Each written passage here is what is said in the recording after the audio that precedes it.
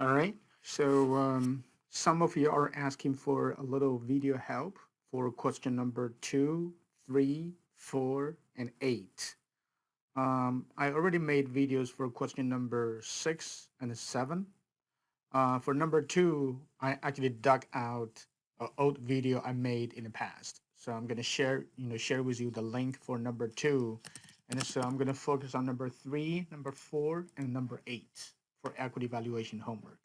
All right. Again, if you have not attempted, you should really pause the video and work out the problems on your own. There is always a gap between what you think you know versus what you actually know. So the best way to minimize the gap is to actually do it on your own. All right. So number 3 here. Um, so this company is a well-known company. It makes, like, for example, toothpaste and personal sanitation products. This company has just paid annual dividends of 96 cents. Analysts are predicting 11% per year growth rate in earnings over the next 5 years. After that, the earnings growth rate is going to actually be stabilized at 5.2%, which is the industry average. And the equity cost of the capital is 8.5%, and dividend payout ratio remains constant. So what does the price say, or what does the dividend discount model say about the price? All right, so analysis here is very straightforward. This is the dividend discount model, okay? And it may be non-constant. Is it a constant dividend growth or non-constant dividend growth? All right, so we don't know, so we have to analyze that. So let's build a simple timeline. All right, 0 is for now, and this is 1 period from now, and I don't know how many periods I need, so I'm just going to be agnostic. All right, so I'm going to look at the dividend, and the most recent dividend is actually 96 cents. Okay, that's the D0, and earnings growth, that's going to be 11% for the next 5 years. Okay, and then it's going to stabilize at 5.2% per year for the future. Okay, so these are inputting the timelines. And equity cost of capital, that's 8.5. Dividend to payout ratio. Dividend to payout ratio is actually constant. All right, so we don't know what's the dividend payout ratio, but we know it's going to be constant. All right, and so if that's the case, what is the equity price, from the dividend discount model. All right. So we have the earnings growth rate, and we have the constant dividend growth, dividend payout ratio. So if you want, you can actually work out the dividend growth rate. Remember, the dividend growth rate is actually based on, the dividends. The dividends are coming from the earnings. All right. So if you want to actually do this rigorously, you would have to, go through some algebra on a piece of paper. But, if you actually look at the earnings growth rate, and that's 11%, and does that translate to the dividend growth rate? What do you think? All right. So if the, earnings growth rate is actually 11%, if the dividend payout ratio is constant, then the earnings growth rate is going to translate to dividend, growth rate. All right. So I know I can actually, do this way here. All right. And I'm going to actually calculate the dividends in period 1 based on D0 and the growth rate. Now, the growth rate is actually coming from the earnings growth rate. Okay, so that's $1.07, and these are the dividends in the future. So I'm going to look at the intermediate resale price. As we are dealing with the nuance of the infinite timeline, so we need to actually find the Gordon model and cut the timeline. The Gordon model is looking forward, so I'm going to look at D6, and I divide this by R minus G, which is 8.5% equity cost of capital minus the constant 5% growth rate. So that's going to be the stock price in year 5. So now I have this myopic investor who is going to invest only in the stock for 5 years, and the investor collects the cash flow in year 5, which is the resale price plus the dividend, and I can copy to the left, right? So I can now look at stock price today. So I can actually do this NPV function here, and the rate is 8.5%. Okay, and these are the future cash flows. So I do that, I get 39.44. All right. Alternatively, you can get present value of each cash flow. So I'm just going to do the discounting. All right. So 1 plus the 8.5% discount rate raised to the power of 1. And I can copy this across. And so present value of all cash flows, which is the stock price today. Right, so that's going to be the same thing. So it's nice that you know how this MPV function is messed up. You can actually continue to use it. All right. So the critical point here is that the constant, or actually not the constant. The earnings growth rate translates to the dividend growth rate if the dividend payout ratio. Right, dividend payout ratio is constant. Okay, so this is a very important point for you to bear in mind, because the dividend is just the earnings per share multiplied by the dividend payout ratio. So if the earning grows at a speed, and if the payout ratio is constant, then the dividend grows at the same speed as the earning grows. All right, so that is number 3, and let me do number 4 here as well.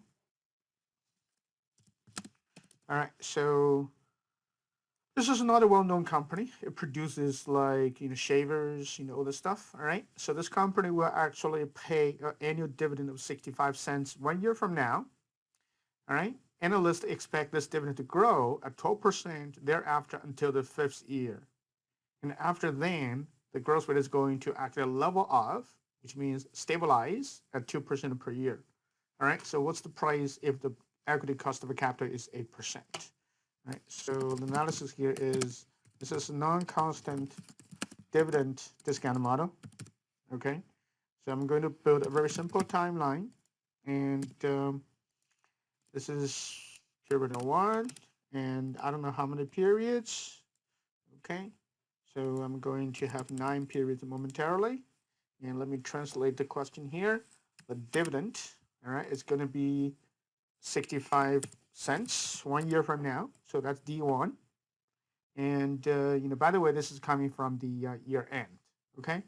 And the dividend growth rate, that's going to be 12% per year until the 5th year. All right. So it's going to be 12% for year 2, 3, 4, and 5. Okay. Until the 5th year. All right. Until the end of the 5th year. Okay. And then it's going to actually stabilize at 2%. All right. So I'm going to do 2%. Okay. 2%, and it's going to be coming from 2% thereafter. All right. So if that's the case, I can actually calculate the future dividends. So I have D1. I have the growth rate for dividends for year 2. So I can do this. All right, so this is the formula you can build, and I can copy this across. I have all the future dividends, and now I'm going to look at this nuance of the infinite timeline. So I'm going to do the Gordon model and apply the Gordon model partially. So the earliest period, we can do this is by looking at D6 and get P5. So this is the equity cost of a capital, which is 8.5%. Oops. Not 8.5%, 8%. All right, 8% minus the constant growth rate, which is 2%. Okay, so this is $17. All right, so now I can look at this myopic investor. So this investor is not going to invest like Warren Buffett. This investor is going to actually sell the stock at the end of year 5. So that is the cash flow in year 5. So the resale price is like the face value of the bond. The dividend is like the last coupon, and I can copy to the left, right? So I can actually get the stock price today, which is actually, again, from the MPV function, because I know the MPV function calculates the present value of future cash flows, and that's precisely what I need, right? So I get the stock price $15.07, and that's replicating the answer you see from your homework. That's question number 4, right? Number 8. So let me do question number 8 here. All right, so this is going to be another interesting question. All right, so number 8. And all right, so this Ace Frisbee Corporation produces a good that is very mature in the firm's product life cycles. Right, this company is expecting a dividend in year 1 of $3, a dividend in year 2 of 2, a dividend of $1 in year 3, and after year 3, the dividends are expected to decline at the rate of 2% per year. Okay, all right, so appropriate required rate of return is 8%. Using the multi-stage dividend discount model, the stock price should be worse.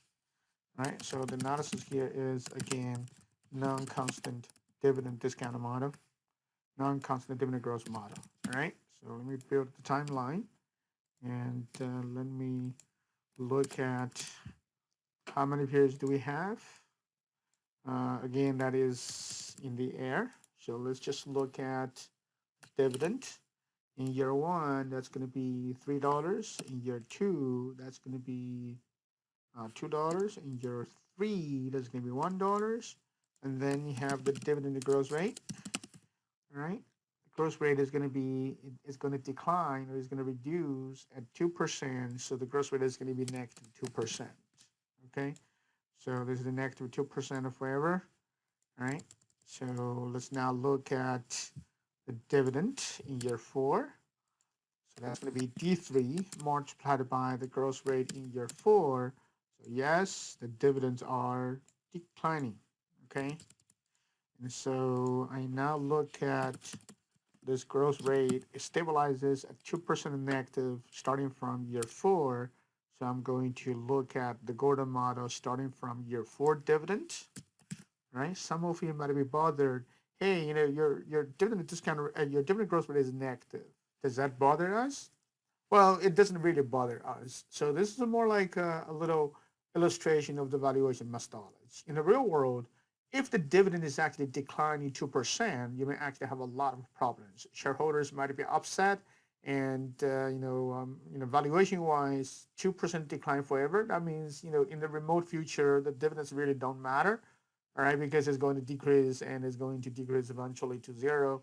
And so that is just, so what we're doing here is a very simple illustration of the valuation methodology. All right, so the required rate of return is 8% minus the constant dividend growth rate. So that's going to be, all right, $9.8. So now I can look at the cash flow per period. Okay, I'm still carrying out the same valuation methodology. So I'm going to have this, all right, and this. Okay, that's the cash flow in year 3, and I can copy it to the left. I can get the stock price today. So I'm going to do the MPV function here. The rate is 8%, and you're taking all these cash flows. So you do that, you get $13.07, which replicates the answer you see from your homework. Okay, so this negative dividend growth rate is a little confusing to some of you, but you see that we're still applying the Gordon model in the same manner as we did before, which is the R minus G. So G is negative, R minus G, that just makes the denominator even smaller. All right, so that is my discussion for number 8. I hope this is useful. All right, I'll stop the video here.